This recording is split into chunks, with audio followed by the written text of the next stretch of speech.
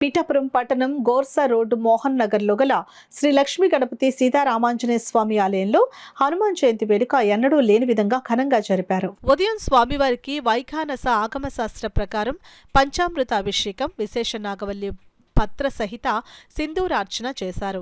అనంతరం అప్పాలు, గారెలు నివేదన చేసి మంగళ నీరాజనాలు సమర్పించారు. అధిక సంఖ్యలో భక్తులు పాల్గొని పూజలు చేశారు.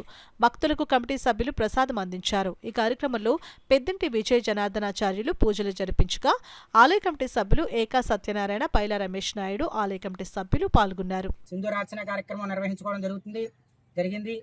అయితే ఈ కార్యక్రమంలో స్వామివారికి ముందరగా విశక్షణ పూజ, పంచామృత స్నాపన మండపారాధన చేసి పంచామృత స్నానం చేయించి అభిషేకం, స్వామివారికి పంచామృత అభిషేకం జరిపించి విశేషంగా స్వామివారికి నాగవల్లి పత్ర సహిత సింధూరార్చన చేసి మంగళ నీరాజనాలు సమర్పించి స్వామివారికి అప్పాలు, గారెలు స్వామికి దండ వేసి స్వామికి విశేషంగా పూజ చేసుకోవడం జరిగింది. అయితే ఈ సంవత్సరం హనుమత్ జయంతి ఈ రకంగా జరిగింది భక్తుల సహాయ సహకారాలతో. వచ్చే డిసెంబర్ నెలలో హనుమత్ వ్రత కార్యక్రమానికి ఈ ఏరియాలో అంటే ఈ గోర్స్ రోడ్లోనే ఉన్న మోహన్ నగర్లో ఏం చేసి ఉన్న రామాలయం వద్ద సామూహిక హనుమద్వ్రతాలు కూడా నిర్వహించడానికి ఏర్పాట్లు జరుగుతున్నాయి.